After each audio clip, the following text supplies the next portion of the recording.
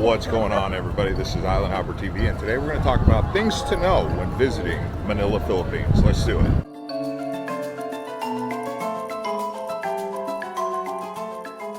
Alright, the first thing we're going to talk about is going to be the traffic. So getting around Manila, even if you're trying to go 10 kilometers, which in a normal big city with freeways doesn't take very long. But here in Manila, to go from, say, the airport to BGC takes around 45 minutes to an hour.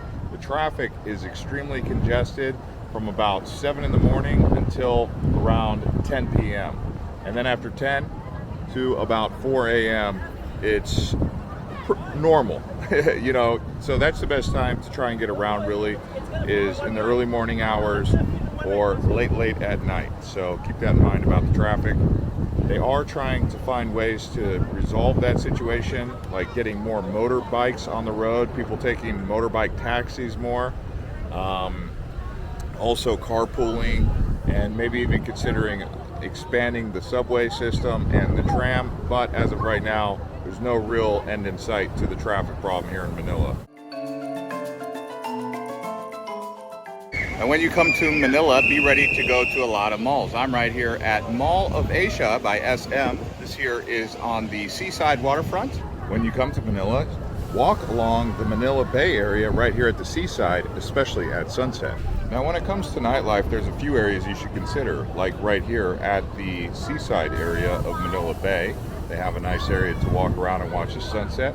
And then also there's Poblacion, or Poblacion, as they call it.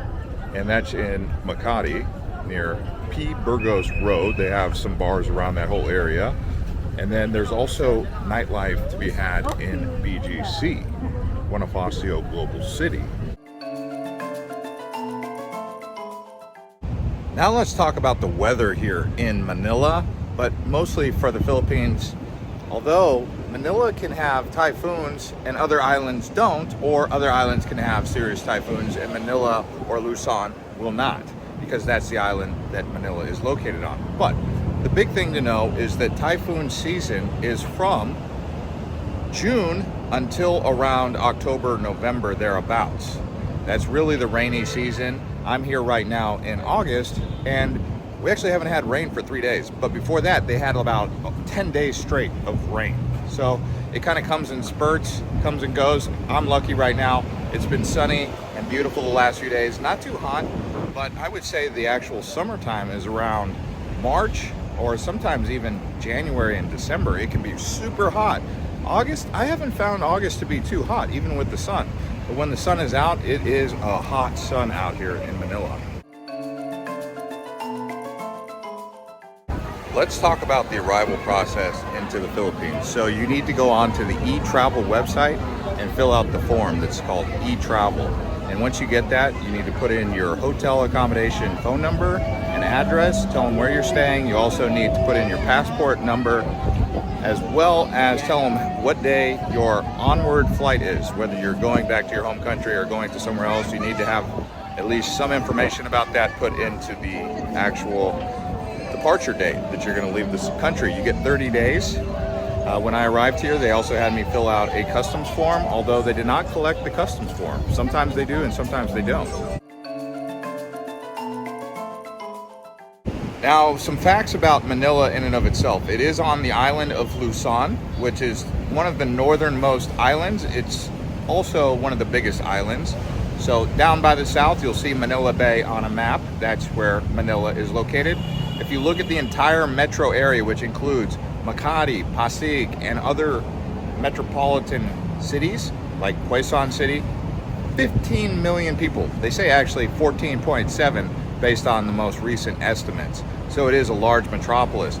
But the city of Manila itself, if you're just talking about Manila, that's around 1.4 million or 1.7 million, somewhere in between there. Now let's talk about the best areas for you to stay. It seems like most people gravitate towards right here along the waterfront near the airport, where they have SM Mall of Asia. You can stay at any of the hotels over here, or even they have some nice hotels that are pretty safe around the airport, or just going out to Makati and BGC. It seems like if you really wanted the safest experience, you need to be in Bonafacio Global City, because it's very safe in that area. It's just like Singapore, really. Now let's talk about accommodation. Most hotels that are not chain are going to be in a nice price range. I mean, you could find some really good prices for hotels across Manila, but if you start staying at Hyatt's, or you stay at IHG properties, or Hilton or Marriott, you're going to find that it's some of the most expensive prices you'll find anywhere in Asia. And you might be saying, well, how come the Hilton is more expensive in Manila than it is in Taipei, if generally speaking, Manila is a lot more affordable than Taipei?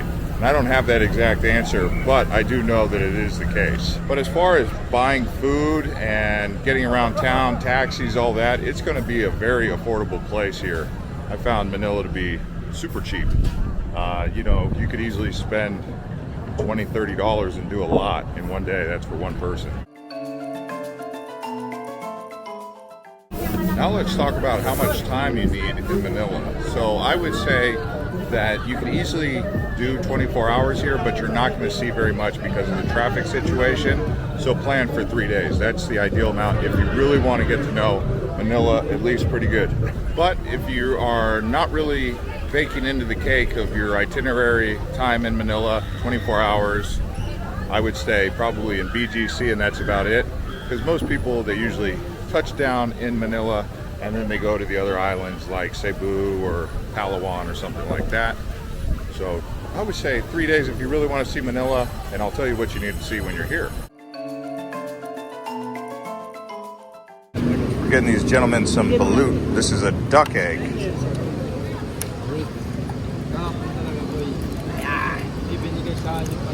Two. Oh wow. Yeah, one day duck. Maybe duck, huh? Duck,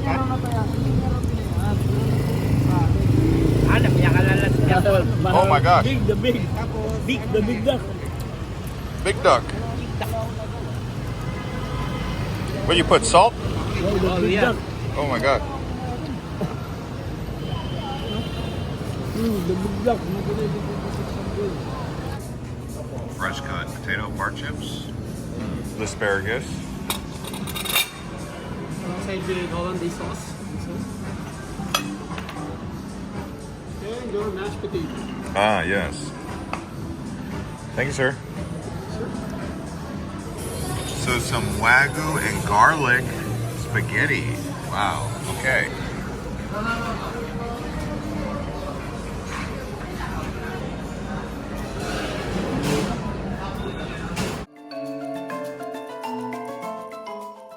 Now let's talk about the currency here in the Philippines. It's called the Philippine peso. At the current time of making this video, the actual currency conversion rate is 56 Philippine pesos to $1 US. So you're gonna get a lot of pesos in your pocket. Let me show you what some of the currency actually looks like. So this right here, 100 pesos is essentially $1.80, almost $2. This one here is around 10 bucks, you could say, even though it's a little bit more than that. And then you have a lot of these coins, 20 pesos right here. Something like this can actually get you a meal. Thank you everyone for watching Island Hopper TV. If you enjoyed this one, please consider watching another one of our videos. We have a recommended video and another video for you to watch next.